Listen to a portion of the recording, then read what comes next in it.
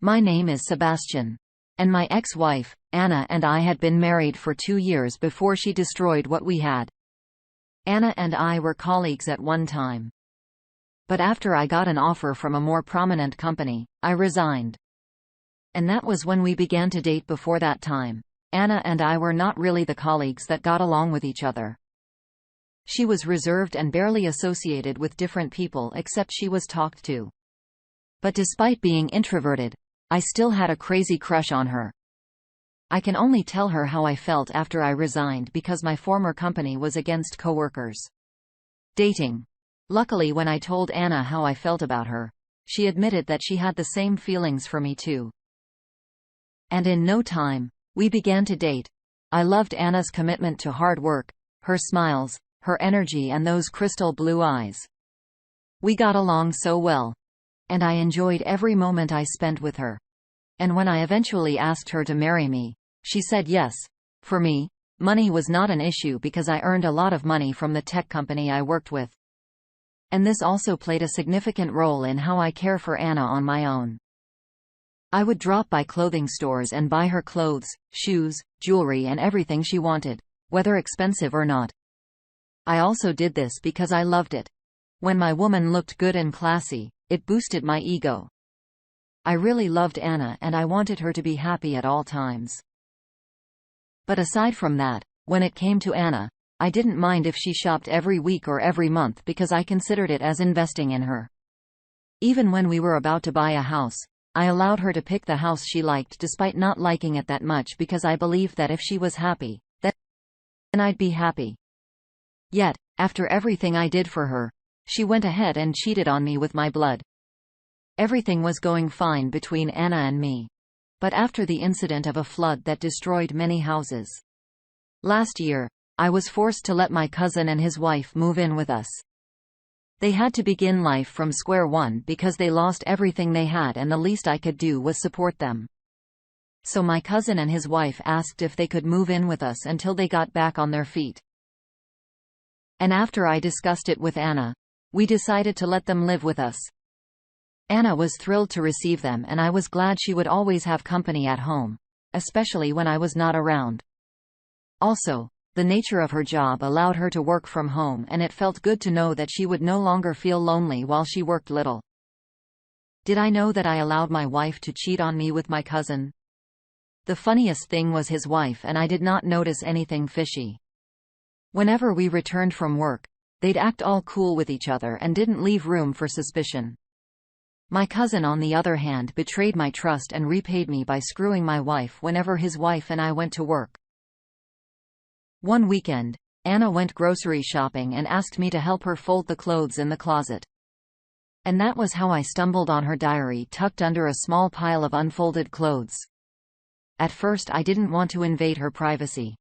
But I was curious to know what a 28-year-old woman was writing about. And to my greatest surprise, I found out that my wife and my cousin had been sleeping with each other a month after they moved in with us. I could not believe my eyes, and I was heartbroken to find out she could do that to me. After everything I had done for her.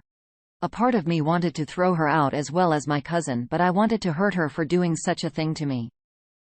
I didn't even fold the clothes anymore because I didn't want her to find out that I knew I simply came up with an excuse that I wasn't feeling okay and she believed me. I continued to pretend everything was fine.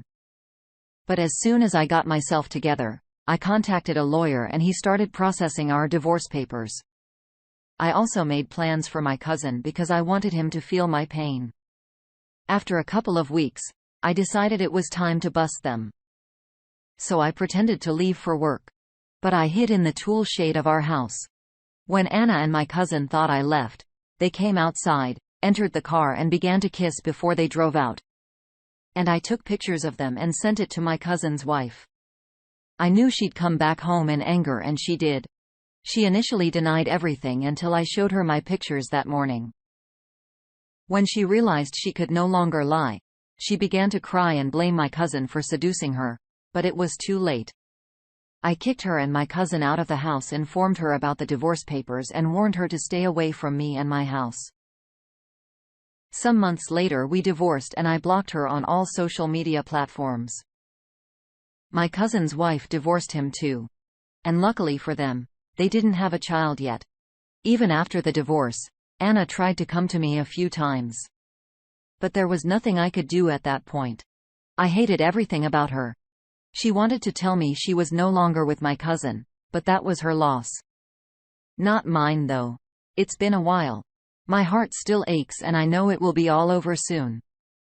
But I'm way happier now and my new girlfriend and I are taking things one step at a time. I can't even imagine what it felt like for you to know that your wife was secretly sleeping with your own cousin. It must have really hurt you to know that your cousin broke your trust too and took your act of kindness for granted. It was really inhuman of them to do that. It's great that you divorced her and move on quickly because she did not deserve you in no time. You'll forget about her entirely and you'll be able to move on to better things. Thank you for sharing your story with us. Now, let's move on to the second story of the day. My wife and I had been married for 25 years, but in the end, I realized she was using me. I'm sharing this here because it has been a burden in my heart. And hopefully it will clear off after I share it. The first time Maya and I met was on Christmas Eve. I went shopping as usual to grab a few stuff for the celebration the next day. And unexpectedly, the mall I shopped at was out of stock, leaving me with the last pack of the stuff I needed. Maya was already shopping with her younger sister Kat. And when they realized I had the last box they needed, they were very disappointed when we were about to make payment at the counter. She kept complaining to the sales representative that her Christmas had just been ruined because of that. And she could not afford to go to the next mall, which was miles away. Finally, when she kept complaining, I was forced to pay for the stuff and hand it to her because of her sweet little sister. And I left the mall. About 3 days later, I met her again at the Christmas party my town organized, and she remembered me immediately. Then we were both very young and we hung out with each other the whole evening. Shortly after that, we became close friends, hung out with more, and eventually she became my girlfriend. Maya and I were so much in love and passed through many seasons of our lives together. We dated for 4 years and got married after that. The craziest thing was my family disapproved of Maya, to be precise. My dad didn't like her and he kept saying there was something about her that he could not place his fingers on, but I loved Maya and I wasn't going to let anyone separate us from each other. So I got married without my parents' approval, which worsened my relationship with them. Maya's parents, on the other hand, did not have any problem. They'd bless our marriage. And from there we went ahead to rent our own apartment. We started living together as a couple and I worked hard to make life easier for us. I didn't even go to college. I chose the carpentry career, and with the money I made from it, I had to sponsor Maya to college because I could see how much she wanted to further her education. To be honest, there was nothing that Maya wanted that I didn't give to her. Even after several years of being married to each other, we had 2 kids together and I did my best to provide for my family. When Maya finished college, she got a job and the pay was good, but I wasn't concerned about her money. I wanted her to be comfortable. So all she had to do was take care of minor bills. While I took care of rent and groceries, then we'd split the children's school fees. I made sure I gave her the dream life she wanted. And I had to make a lot of sacrifices for that to happen. Whenever I could, I'd buy her new stuff or give her money to go shopping at least once in 3 months. Of course, all our vacations and trips were solely my responsibility. But I didn't mind because she was my wife and I believed it was my responsibility to treat her right. And in all the 25 years of being married to her, I never cheated on her because I wouldn't tolerate her if she did the same thing to me. So I tried as much as possible to stay away from anything that would lead to infidelity on my side. Despite being married for so long, my parents refused to talk to me. So I never visited them for Christmas and our kids had only seen pictures of my parents because of that. I was forced to embrace Maya's family as my own. For example, when Martha's parents' house needed renovation, I paid heavily for that because I could not leave my work to renovate her parents' house. Martha didn't even contribute a dime because she believed it was my responsibility to do that as her parents' only son-in-law. And I didn't mind doing all of that too because they were the only family. I had everything was going well between us. We were a big happy family until Maya started falling sick when it didn't stop. As expected. We went to the hospital and she was diagnosed with stage 4 cancer and the doctor said she only had a few months to live. The news hit me like an explosion and I could not imagine losing Maya after spending all those years with her. My legs were weak. So I managed to sit on one of those long seats in the lobby while I was still trying to wrap my head around the bad news. I saw a man screaming at the same doctor who spoke to me at first. I thought he had lost someone because of how heartbroken he looked. But when the doctor came to me to confirm if I was Mr. Wesley, Maya's husband, and introduced the man yelling to be Maya's boyfriend, I felt my head spin. Maya's boyfriend and I stood there for minutes looking at each other in shock.